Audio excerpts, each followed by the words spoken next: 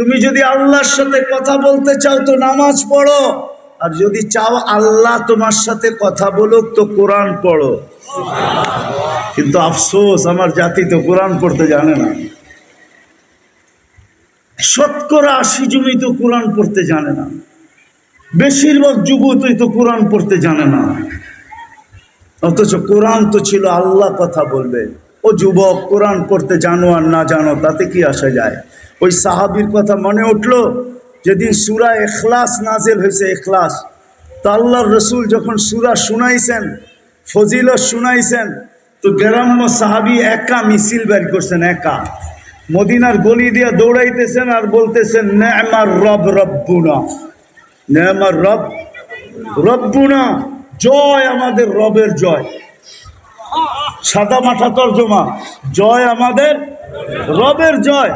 তো সাহাবী গিরাদের সে কিরে একা মিছিল, আমাগরে লয়া কর, কিসের লিগা মিছিল?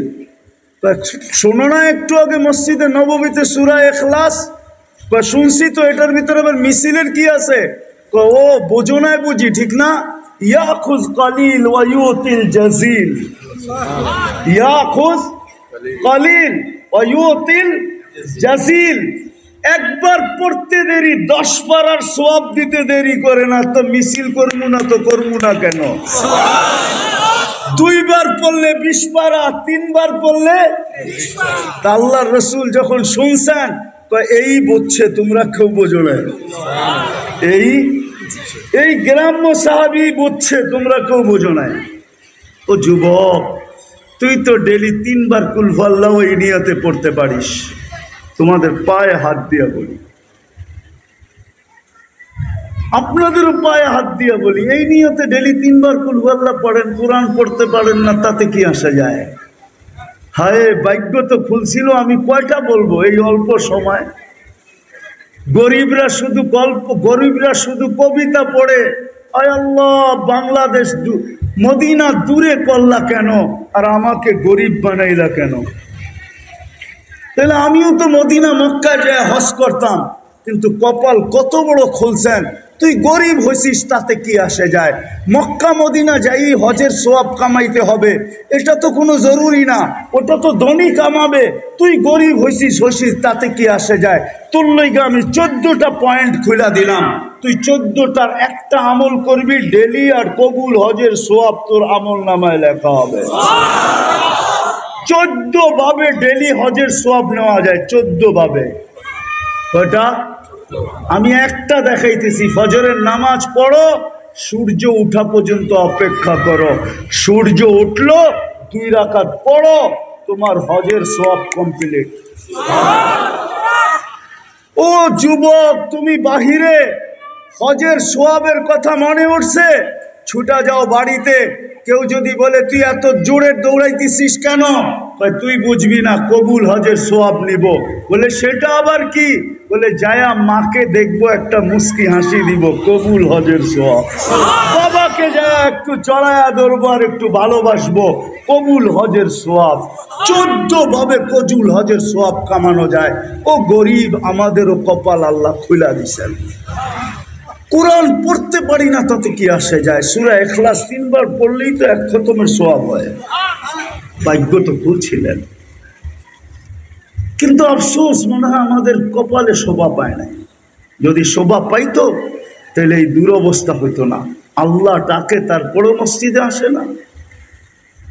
আদর্শ দিয়া নবীর পাঠাইলো, শুধু আমি বিরোধিতা করতেছি না, শুধু এতটুকুই কি যথেষ্ট যে নবীর নাম শুনলাম আর চুমা দিয়া চোখে লাগাইলাম, এতটুকুই যথেষ্ট? নবী তোমার জন্য এতটুক করলো, অথচ ওলামা তো মানবে না। আরো সে যায় তো উম্মত বলেন নাই, সব ভুলে গেছে। উম্মত বলেন নাই, অথচ ভুলা যাওয়ার কথা ছিল। ফাতাজাল্লা লিল জাবালি ফাখাররা মুসা সাইকা। শুধু দেখতে চাইছেন, পাহাড়ে তাজাল্লি দিছেন। 40 দিন বেহুশের মতো ছিলেন, 40 দিন মুসা আলাইহিস সালাম। কিন্তু আমাদের নবীজি কবা কাউসাইনি আও আদনা, সুম্মা দানা ফাতাদাল্লা ফাআওহা ইলা আবদিহি মা আওহা। এই দুই চেয়ারের ভিতরে দূরত্ব আছে, কিন্তু এতটুকু দূরত্ব ছিল না। আরো সে যখন বন্ধুর পাশে যায়, আল্লাহর পাশে যায় বসছেন, ওইখানে সব হারায়া যাওয়ার কথা ছিল, সমস্ত পর্দা উঠা গেছে, নূরের জগতের ভিতরে ঢুকে গেছেন। উচিত ছিল সমস্ত কিছু হারায়া যাওয়া, কিন্তু হারায়া গেছেন সব। ফাতেমার কথা মনে আসে নাই, হাসানের কথা মনে আসে নাই, হুসাইনের কথা মনে আসে নাই, আলীর কথা মনে করেন নাই, হয় কিন্তু উম্মত বলেন নাই। আমি প্রমাণ দিতেছি। সালাম তো আল্লাহ বন্ধুকে দিছিলেন, আসসালামু আলাইকা আইয়ুহান নাবিয়্যু ওয়া রাহমাতুল্লাহি ওয়া বারাকাতুহু। আল্লাহ তো বন্ধুকে সালাম দিছিলেন, কিন্তু বন্ধু তো চিৎকার দিয়ে উঠছে, আমাকে সালাম উম্মত। উম্মত কই? আল্লাহ বলছে এইখানে উম্মত। বলছে এইখানে উম্মত না উঠলে উম্মত উঠবে কোত্থেকে? আপনি চিনেন না ফাতেমার কথা কিরকম? ওইদিকে গেলে আমি হারায়া যাব। আপনি জানেন না হাসান হুসাইন কে ছিল? ওইদিকে গেলে হারায়া যাব। চলেন একটা মনে উঠলো, শোনায়া দিই। দুই না ভাই আইসা আল্লাহ রসুলকে জিজ্ঞাসা করতেছে, ছোট ছোট 6-7 বছরের, জিজ্ঞাসা করতেছে, নানা যান আপনি উত্তম না আমরা দুই ভাই উত্তম? কি নাসির উদ্দিন সাহেব কি কইব? কে উত্তম? কে উত্তম? আল্লাহ রসুল উত্তম, ঠিক না? হ্যাঁ, আল্লাহ রসুলের সাদা সিধা জবাব দিছে, আমি উত্তম। দুই ভাই হাসতে হাসতে কুটা কুটা নানার কুলে পড়ে গেছে, হাসতে হাসতে জিজ্ঞেস করছে, হাসো কেন? কয় জবাব হয় নাই। তাইলে আমরা দুই ভাই উত্তম। কয় কিভাবে? আমাদের আব্বারে চিনেন? কয় বলো তো। আব্বার পরিচয় দিয়া বলতেছে, আবুকা লাইসা বিশাই, আমাদের আব্বার সামনে আপনার আব্বা কিছুই না। আমাকে আম্মা জানতে চিনেন? তো বলছে বলো তো। বলার পরে বলতেছে, ও উম্মুকা লাইসা বিশাই, আমাদের আম্মা জানের সামনে আপনার আম্মা কিছুই না। আমাকে নানা জানতে চিনেন? বলছে বলো তো। নানার মানাকে বইলা বলতেছে, ও জাদ্দুকা লাইসা বিশাই, আমাদের নানার সামনে আপনার নানা কিছু তো না, কিছুই না। আপনার নানার নামও মানুষ জানে না। আপনারা কেউ জানেন হুসেনের নানার নাম কি? ওলামাও তো জানে না, ভুলে গেছে। আবার মনে করাই দিলে মনে হবে, আমেনা বিনতে ওহাব। আপনার নানার নাম তো মানুষ জানে না, আর আমাদের নানা। আল্লাহ রসুল দুইজনকে কোলে উঠে চুমা দিয়া বলতেছে, তোমরাই উত্তম, মাইনা নিলাম। ওই কলিজার টুকরা ভুলা গেছেন আরো সে যায়, কিন্তু উম্মত বলেন নাই। বানিয়াচংয়ের মানুষ উম্মত বলেন নাই। বলছে উম্মত, বলছে এইখানে উম্মত। বলছে আপনি বলেন উম্মতের জন্য কি দিব? তো বলছে ওয়ালা ইবাদিল্লাহিস সালিহিন, আমারে যতটুক দিছেন আমার উম্মতরও এতটুক দেন। ওই উম্মতের যুবক আজকে চুল কাটে কিরকম? তওবা করো, তওবা করবা? কে কে তওবা করবা দেখি? পাক্কা পাক্কা দোয়া করব তোমাদের জন্য। নামাও নামাও, আমি তোমাদের মঙ্গল চাই, অমঙ্গল চাই না। আমি চাই যুবক তুমি ওই যুবক হইয়া বানিয়াচংয়ের রোড দিয়া হাঁটো। আল্লাহ যেন উপর থেকে বলে, লাউলা শাবাবা কুশা। বানিয়াচংয়ের এই যুবকরা যদি না থাকতো, লাজালতুস সামা হাদিদা, আমি আকাশকে লোহার বানায়া দিতাম, ওয়াল আরদা সাফসাফা, জমিনকে তামার বানায়া দিতাম। ওমা আনসালতু মিনাস সামাই কাতরা, আকাশ থেকে বৃষ্টির একটা ফোঁটা না। ওমা আমবাততু মিনাল আরদি হাব্বা, জমিন থেকে একটা শস্যের দানা না। বাল আনসালতু আলাইহিমুল আযাবা সাব্বা, একের পর এক আযাব দিয়ে আমি দুনিয়াকে ধ্বংস করে দিতাম। কিন্তু বানিয়াচংয়ের যুবকদের জন্য পারি না। ও যুবক, তুমি ওই যুবক হও, আমি চাই। তুমি বানিয়াচংয়ের গলি দিয়ে হাঁটো, রাস্তা দিয়ে হাঁটো, আর আল্লাহ তোমাকে নিয়ে গৌরব করে। ইন্নাল্লাহা ইউবাহিল মালাইকা বিশাব্বি সালেহ, নেক যুবককে নিয়ে আল্লাহ ফেরেশতাদের উপরে গৌরব করে। মা বোনরা বানিয়াচংয়ে চলবে, আর আল্লাহ গৌরব করবে ফেরেশতাদেরকে দেখায় দেখায়। দেখ, গরম যতই হোক না কেন, হাত দেখা যায় না, পাও দেখা যায় না, চেহারা তো দূরের কথা, হাতে মোজা পায়ে মোজা, শরীয়ত মতে পর্দা করে হাঁটতেছে। ও ফেরেশতারা বল আমি একে কি দিব? ওই হাদিস বয়ান করার সময় আমার কাছে নাই। এই জন্য আমার কথা শুরু ছিল যে কপাল তো বহুত বড়, কিন্তু মনে হয় শোভা পায় না। এই জন্য দুটা কথা বলবো আপনাদেরকে, রাগ হয়েন না। একটা বানিয়াচংয়ের ওলামাদেরকে বলবো, ওলামাদেরকে একটা কথা বলবো, তোলাবাদেরকে বলবো, রবিউল আউয়ালের মাস উচিত ছিল আমাদের 1 তারিখ থেকে প্রত্যেক মসজিদে মসজিদে, প্রত্যেক গলিতে গলিতে, প্রত্যেক এলাকায় এলাকায়, গ্রামে গ্রামে এই পুরা মাস আল্লাহ রসুলের সিরতের চর্চা হওয়া উচিত ছিল। যদি চর্চা আদিকাল থেকে হইতে থাকতো তাইলে রবিউল আউয়ালের মাস নিয়ে এত আগাছা আমাদের সমাজে কোনো দিন জন্ম নিত না। আগাছা জন্ম নিছে শুধু আমরা জায়গাকে খালি রেখা দিছি। আমরা যদি 1 তারিখ থেকে, আপনি বলবেন এটা কি কোনো দেশে হয়? আমার সাথে চলেন, আমি দেখায় নিয়ে আসবো। আমি যদি দুনিয়াতে না দেখতাম আপনাকে আমি বলতাম না। আমি ওইখানে গেছি, আমি সুদানে ইনভাইট ছিলাম, আমি ওই মজলিসে গেছি সুদানে। পুরা 30 দিন নবীর সিরত বর্ণনা করা হয়, শান বর্ণনা করা হয়। 30 দিন পর্যন্ত 1 তারিখ থেকে নিয়ে 30 তারিখে আমি ওইখানে ইনভাইট ছিলাম। আমি বলে মিডিয়ায় তো দেখলাম না। না, আমরা তো প্রচার প্রসারে বিশ্বাসী না। আমি ওইখানে ইনভাইট ছিলাম, আমি ওইখানে গেছি। কেন আমার 1 সপ্তাহ পরে যাওয়ার কথাই ছিল, আমি 1 সপ্তাহ আগে চলে গেছি। আমি 6 বার গেছি সুদান, একবার আমি ওই মজলিসে গেছি। চলেন ইয়ামান আমার সাথে, ইয়ামান আমি 4 বার গেছি। তখতে বিলকিসের খুঁটি আমি 4 বার দেখছি, যা আছে ওইখানে রাখা 4 বার দেখছি। আমি দেখা বলতেছি, না দেখা না। আমার দেশেও যদি উলামায়ে কেরাম রবিউল আউয়ালের 1 তারিখ থেকে নিয়ে 30 তারিখ পর্যন্ত প্রত্যেক মাদ্রাসা, প্রত্যেক মসজিদ, প্রত্যেক মহল্লা, প্রত্যেক গ্রাম, প্রত্যেক গলি ওলামা তোলাবা যদি আল্লাহর রসুলের সিরত বয়ান করতেন, শান বয়ান করতেন, তাইলে 12ই রবিউল আউয়াল নিয়া বা রবিউল আউয়াল নিয়া আমাদের দেশে যে আগাছা, এটা কোনোদিন জন্ম নেওয়ার সুযোগ পেত না। আর এটা দ্বারা আমি বিরুদ্ধে বলতেছি না, এটার দ্বারা নবীর হয় হয় হয় ঋণ শোধ করা হবে না। এটার দ্বারা ঋণ শোধ হবে না, শুধু এতটুকুর দ্বারা ঋণ শোধ হবে না। আমি তো বলি মাঝে মাঝে, হায় হায় আজকে মুসলমানদের দুরবস্থা কেন জানেন? হ্যাঁ, আল্লাহর রসুল এটাই যেন বলে, আল্লাহর রসুল এটাই যেন বলে।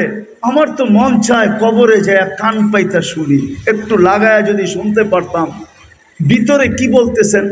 মনে হয় চিৎকার দিয়া বলতেছেন, মা বিকুম, ও আমার উম্মত, তোমাদের কি হইল? আমি তোমাদের জন্য এত করলাম। চলেন একটা শুনাই, দেখি আপনাদের চোখে পানি আসে কিনা। 2টা শুনাই, 3টা শুনাই। যখন দুনিয়ার থেকে বিদায় নিতেছেন তো চোখে পানি।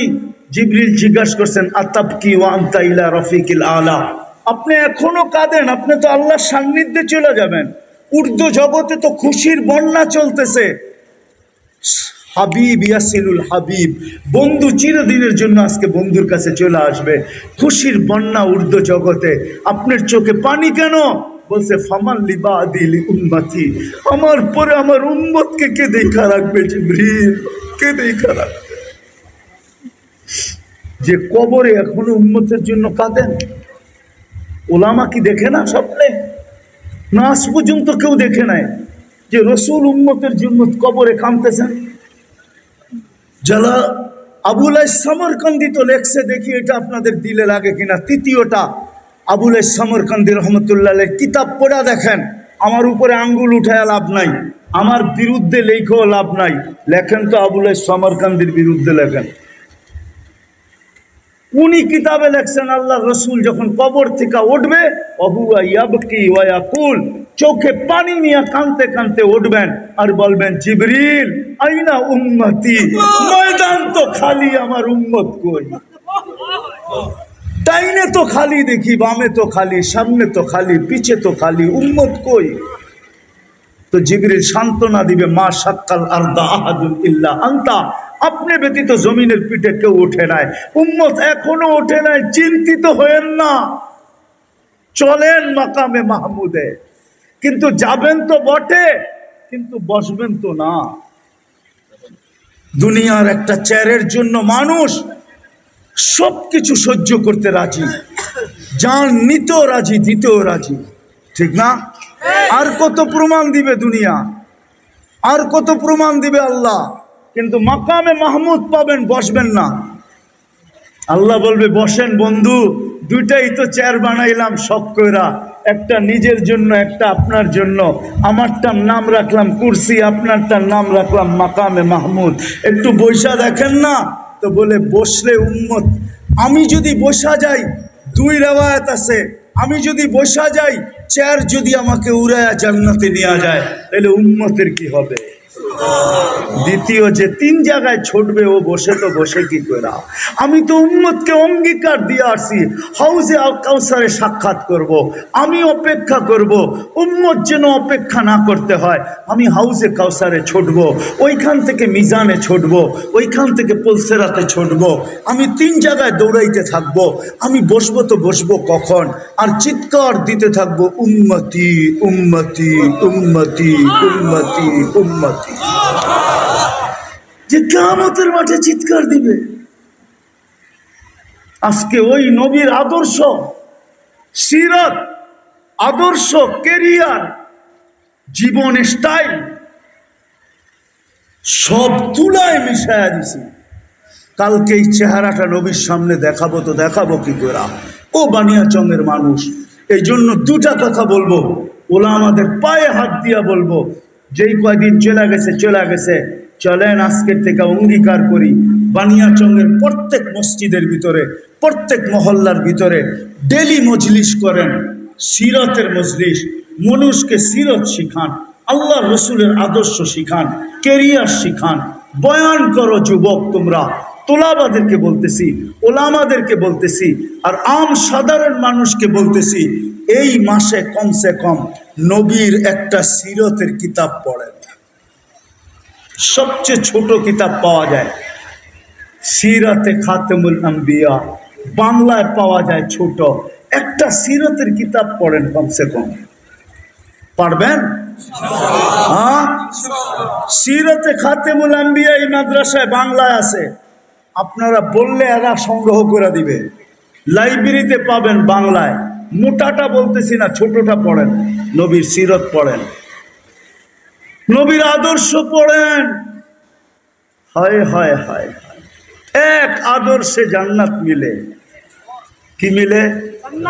কি বিশ্বাস হয় না? তাহলে ওলামাদেরকে সামনে রেখে প্রমাণ দিতেছি। হাসির জবাব দেওয়া সুন্নত।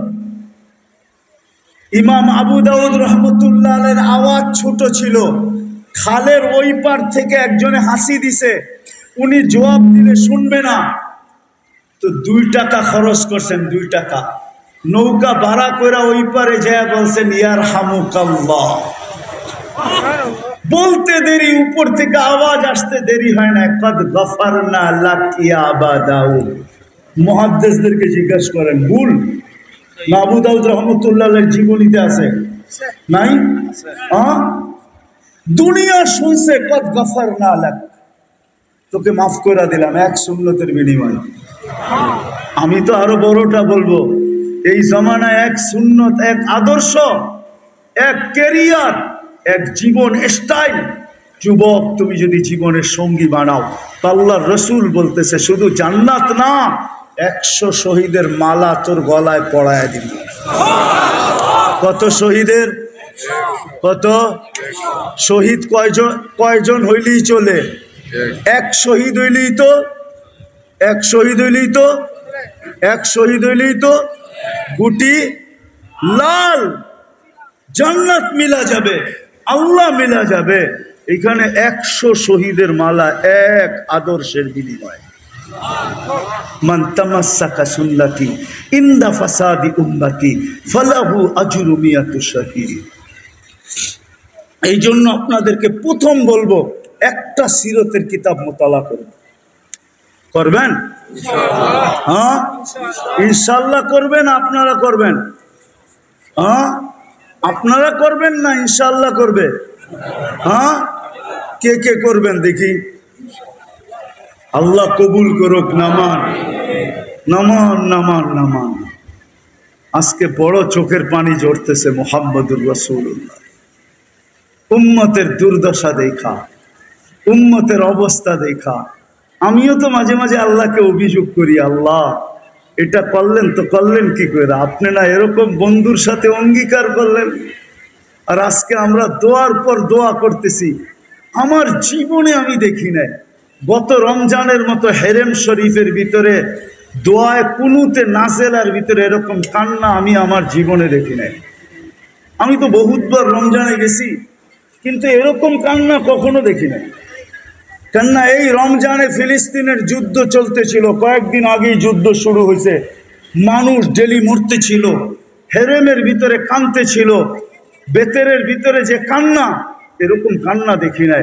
আমি ভাবছিলাম যে এই ঈদ মনে হয় ফিলিস্তিনের আজাদির খুশি নিয়ে ঈদের দিন ঈদ হবে, কিন্তু পার হইতে হইতে 300 দিন পার হয়ে গেল, এখনো কোনো খুশি, এখনো কোনো স্বাধীনতার চিহ্ন দেখতেছি না। ডেলি 6 ওয়াক্ত নামাজ ফিলিস্তিনিরা পড়ে, 5 ওয়াক্ত তো পড়ে, আর ডেলি জানাজার নামাজও 1 ওয়াক্ত পড়ে। 6 ওয়াক্ত নামাজ ডেলি পড়ে। ফিলিস্তিন আপনারা চিনেন না, আপনারা মিডিয়ায় দেখছেন, কিতাবে দেখছেন। আমি 14 বছর আগে 2 পাও দিয়া পাড়ায় আইছি, আমারে চিনাইতে হবে না ফিলিস্তিন। আমি 14 বছর আগে ফিলিস্তিন গেছি। আমি ওয়াদিয়ে খলিল চিনি, আপনারা চিনেন না, যেখানে ইব্রাহিম খলিল শুয়ে আছে। আমি ওয়াদিয়ে মুসা চিনি, আপনারা চিনেন না, যেখানে মুসা আলাইহিস সালাম ঘুমায় আছে। আল্লাহ রসুল বলছে এইখানে থাকলে আমি দেখায় দিতাম কবরটা কোন জায়গায়। ওয়াদিয়ে মুসা আপনারা চিনেন না, ওয়াদিয়ে খলিল আপনারা চিনেন না। 70 জন জলিলুল কাদর নবী ওইখানে ঘুমাইতেছে, আপনারা চিনেন না। যেইখানে 1.25 লক্ষ নবীদের ইমামত করছেন আমাদের নবীজি, ওই ফিলিস্তিনের জমিন আপনারা দেখেন না, চিনেন না, আমি চিনি। এই জন্য আমার ভিতরে ব্যথা বেশি। যেই মাটির প্রত্যেকটা কণার ভিতরে বরকত মিলানো, বারাকনা হাওলা কোরআন বলে, ওই জমিন এখনো পর্যন্ত সূর্য উঠে নাই বিজয়ের। কেন? ওদের জন্য, আমাদের জন্য। আল্লাহ আমাকে জবাব দেয়, আমি তোদের দোয়া কবুল করি তো করুন কি কইরা। আমি ডেলি 5 বার ডাকি, মাসে 30 বার ডাকি, বৎসরে 1800 বার ডাকি। তোরা কয়জন আমার ডাকে সাড়া দেস? কয়জন মসজিদে ছুটে আসস? আমি তো আমারটা বাদই দিয়া দিছিলাম, আমারটা তো বাদই ছিল। আতিউল্লাহ বলছি বটে, কিন্তু যখন তোমরা প্রশ্ন উঠায় দিছ, লা তারাকাল উয়ুন ওয়ালা তুখালিতুকা যুনুন ওয়ালা ইয়াসিফুকাল ওয়াসিফুন, আপনাকে চোখে দেখা যায় না, ধ্যান ধারণায় আনা যায় না, বর্ণনা দিয়ে শেষ করা যায় না। তো আমি আমার দাবি বাদ দিয়া দিছি। আমি বলছি আতিউর রসুল, আমার বন্ধুকে মাইনা দেখায় দে, আমার মানা হয়ে যাবে। আমার বন্ধুকে মাইনা দেখায় দে। বিদায়। আসেন বন্ধুর সিরত আমরা এবার পড়ব। পড়বেন? শেষ। আজকের থেকে 5 ওয়াক্ত নামাজ কখনো ছাড়ব না, পাক্কা?